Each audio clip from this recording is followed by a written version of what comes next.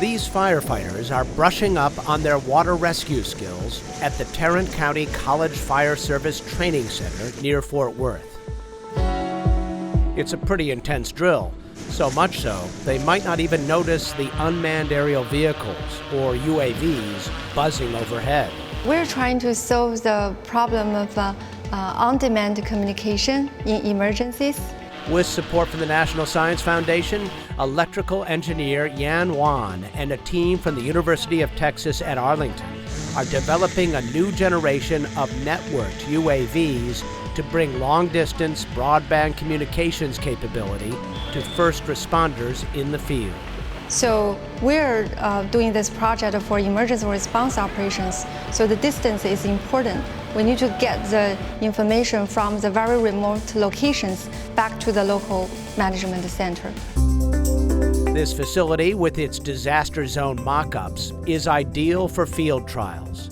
Their system involves 2 UAVs. One flies over a simulated highway hazmat accident, training a video camera and other instruments down on the wreckage. The other UAV hovers at a distance, serving as an airborne relay station to a command and control center on the ground. Obviously, it's going to go where vehicles and people can't go. We can see what we're going into. We know exactly what we're going to have to deal with when we get there. The key component on each UAV is the directional antenna. This is it, right here. So both of those UAVs have directional antennas. The 2 directional antennas need to be aligned such that there is a robust communication channel where the information can be transmitted. The challenge is getting those antennas to swivel around and auto-align with each other in flight. The mechanism they've designed is what's called a cyber-physical system. Hardware and software on both UAVs work together over the network to keep the 2 antennas perfectly lined up, even while the drones are buffeted around by wind and weather. If they're not aligned, then the communication distance is significantly shortened. So making them self-aligned is the key. When it's fully functional, their system should provide enough bandwidth to carry multiple video and data streams over a distance of 3 miles or more.